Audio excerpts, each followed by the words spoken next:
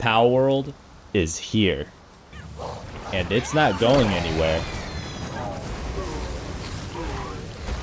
So hop on, strap in, and let me take you through our initial review. Okay, so what's the premise of this game? Palworld is, it's like as if America made Pokemon. And when we saw it was made from the same creators of Craftopia, we were certain this was a meme. And I completely wrote this game off until I got my hands on it. The high action combat, swapping between your creatures on the fly, and actually using guns to fight these things, I think these developers are on a road to redemption. Let me take you through the first few hours of gameplay to see if this is something you want to get into with your buddies. So Palworld released a couple days ago, currently in early access. It feels like a close relative to Ark, especially if you played modded servers and had the Pokeball mod. So it's a multiplayer, survival type game. And getting started right off the bat, it's going to ask you to create a world name. I played games like RimWorld, so I was curious to see if I changed the name, if that would create a different seed. It does not, right? Spoiler alert, it's a little too early, still in alpha stage, so no new seeds generated by name. But here you can see that you can turn on multiplayer. They do have dedicated servers available, or just co-op mode servers. And let me clarify, on dedicated servers, one of your buddies has to host it. But it's not hard nowadays to get something stood up 24/7 for you and your friends to play on when they want. All the game world parameters are still here to manipulate how you want, very similar to Ark. So if you want to lengthen daytimes and shorten nighttime because you can't see anything at night, if you want to crank that EXP all the way up to 10 or 20, you have those options here, and you can make the world cater to what you and your friends, or even just your single player world, whatever you like and what your preference is, you have the flexibility to do that.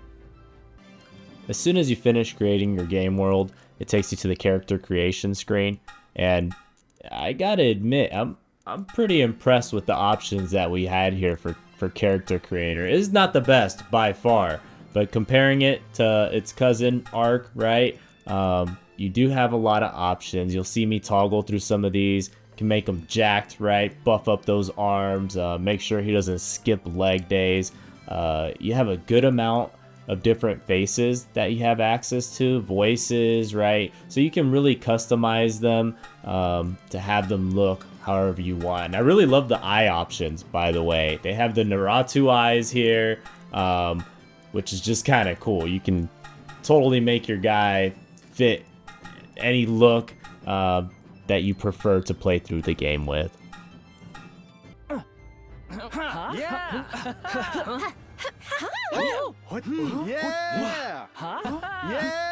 Yeah! I gotta go with voice 6 just because of that. Yeah!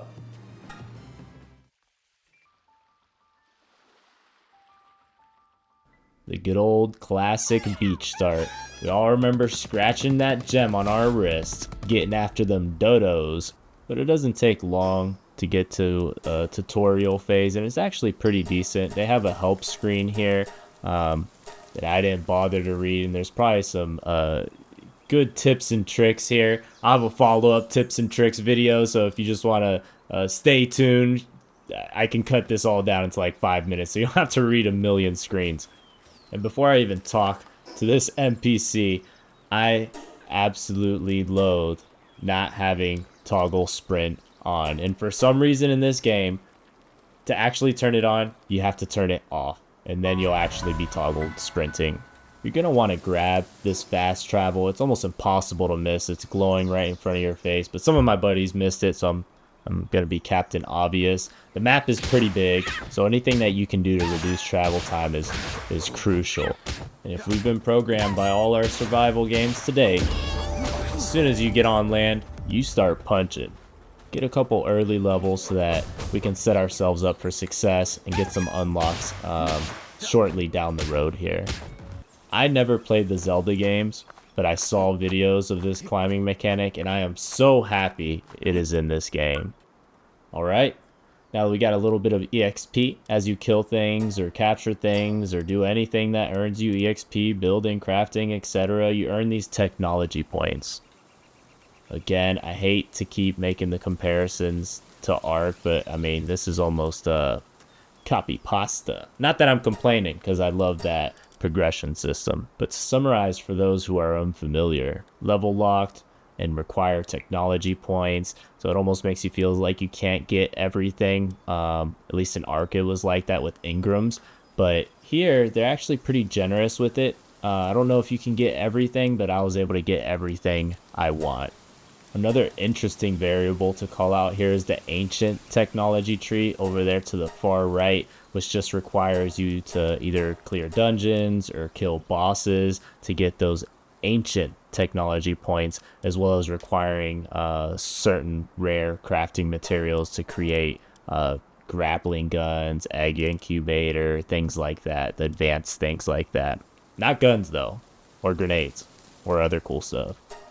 Like the common shield, which gives you a Halo type shield that regenerates when you haven't taken any damage for a while. Moving on to some of the other header tabs here, you have your PAL deck. Lots of similarities to other games there, giving you information on the creatures you find and capture, as well as guilds. So when you're playing online, again, I think the intention is to have it like that free-for-all type island vibe, with different guilds doing different things, trying to achieve different goals. Plus, don't touch my stuff if I don't know you. Another very cool feature are the NPCs. Right on launch for alpha. It's amazing. You don't even need to mod these in.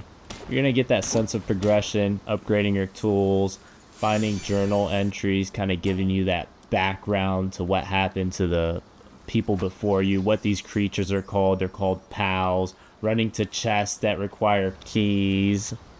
And it doesn't take long to get to the point where you're ready to place your pal box. And this is what allows you to start constructing your initial base. Everything has a build timer, like you saw me just hitting that with the hammer. Then once you get that down, it's time to start building your base. And some people, like me, are more meticulous than others. Even right off the bat with wooden structures, I wanted to have a nice view, decent location, even though I had no idea about any of the locations. I need a bed to sleep, right? And as soon as I wake up, it's time to eat. And not even an hour into the game, I run into a rare pal, right? This is like a shiny Pokemon. So I run back to my base. I go to fast travel. I don't have any gear. I need to make some capture balls, right? But then when I go back, he's gone. Whatever. We don't cry over spilled milk around here. One of the cool features about this game is that you can actually make your pals work for you. So I'm building this wood thing with the anticipation that I can get one of these pals to start chopping wood, so I don't have to do it all the time. So while I'm exploring, my wood can start piling up. I never played a game where you can get your creatures to work independently like that. Using common sense, I figured logging foreman and workaholic would be a perfect candidate. So I assigned the pal to my base, and even though he looks cool, he is not working very hard. No matter, maybe he just needs a little bit of help, a little bit of motivation. We have all been down in the dumps on some days over others. So let me throw him here, see if I can get him to help me build. Awesome. Thank you. Thank you for that. He does have enough energy to demand a bed so that he doesn't get cranky, though. So build beds for them. Alright, now he has a bed. Can I get him to chop wood? What is this thing? What does he do? Alright, I've had enough of that owl. So going out exploring, just a word of caution here. You do have stamina, and climbing takes a crap load of it, and swimming takes a crap load of it. So don't do what I did here. And, you know, I knew I wasn't going to make it. But as soon as I hit the water with no stamina, it starts taking your life. You can't dive. You can't do anything. I'm just too far gone. I can't climb. I don't have stamina. I'm stuck. I'm stuck. This is the end. So, yep. Don't get stuck in water without stamina. Silver lining is that you do get a marker to where your body is, and it doesn't dump it in the middle of water where you drowned. Looks like it defaults to the last ledge that you fell off of, and it actually worked out my benefit because I was able to find one of these effigies, which when turned into a certain statue of power that you can build at your base, gives you better chance to capture pals. This deer, oh deer, my deer, is your best friend.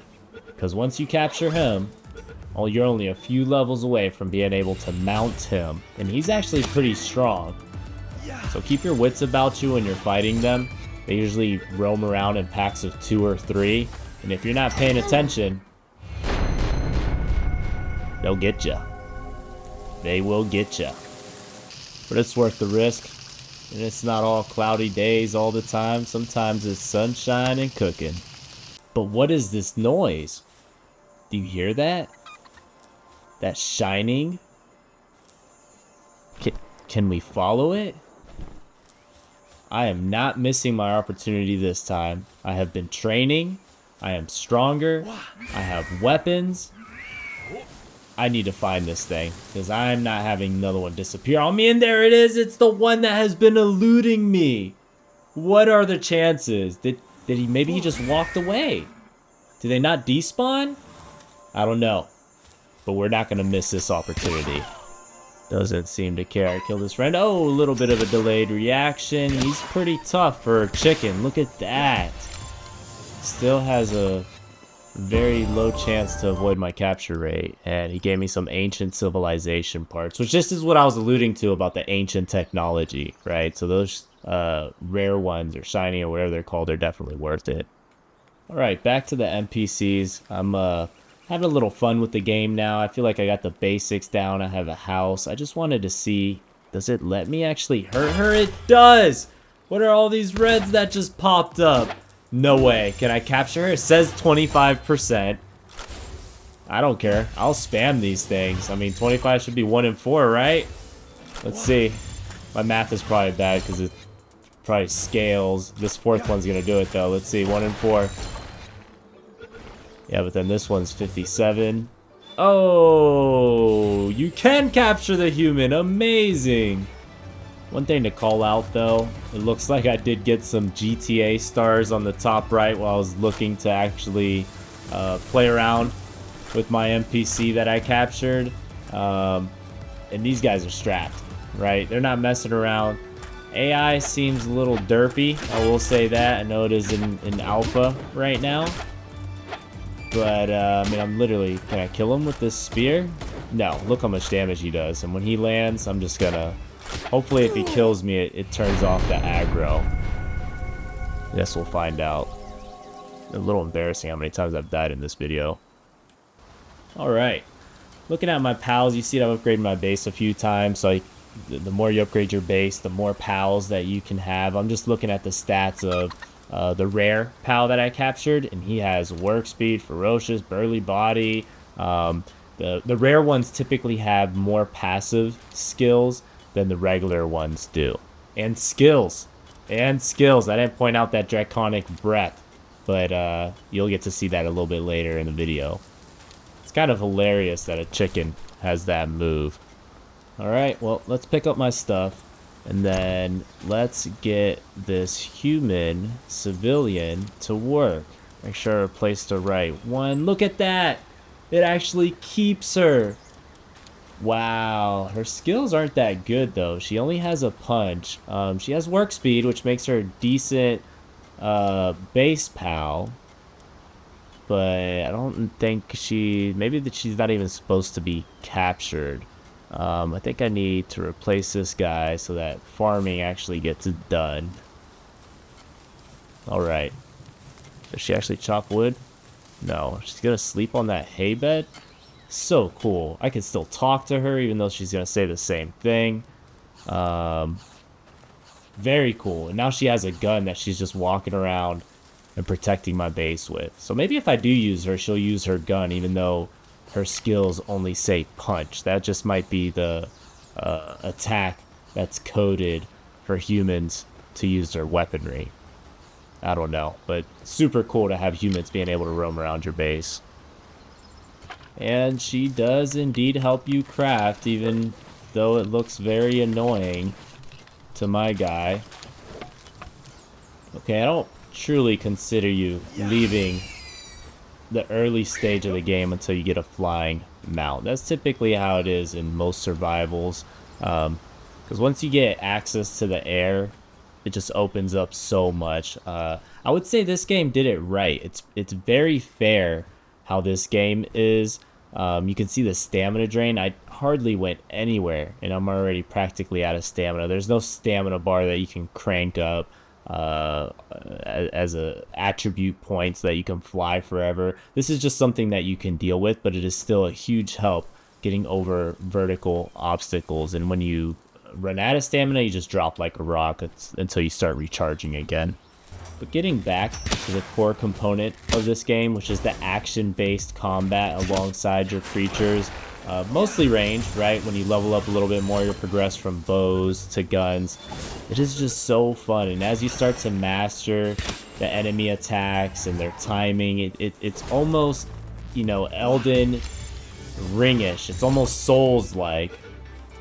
And you're just rinsing and repeating, capturing new pals. And you can see this one's just a huge upgrade for me. Has burly body, has aggressive, has serious. It's just a good find, especially for a regular pal. So I'm just going to go ahead and upgrade my flyer from Nightwing to Dopewing. And it turns out one of those green guys I just captured loves chopping wood. He literally sprinted to it. Has no idea how to hold an axe. But as long as he's getting the job done. As you progress through the game, you'll eventually be able to create a sphere table, which just give you better capture spheres for your pals, so that you can catch harder, more rare, larger. You can literally capture dungeon bosses in this game. It is so fun, and I feel like they have a lot that they can do with this. So my fingers are crossed, right, that the developers can really show up, because it's just, they combined all the best parts of all my favorite games, and I'm really having a good time. In closing, I'm not surprised at all that this game's currently sitting at 93% with almost 20,000 Steam reviews for an early access game just a couple days after release. Look at my chicken go, by the way. The combat is fun. You can play with your friends. There's dungeons. You can build up your base, and then they actually raid your base. Also, they have NPC cities. That's crazy. This is a great game, so I hope you get a chance to try it out. Let me know if there's anything that I missed, and I hope to catch you next time.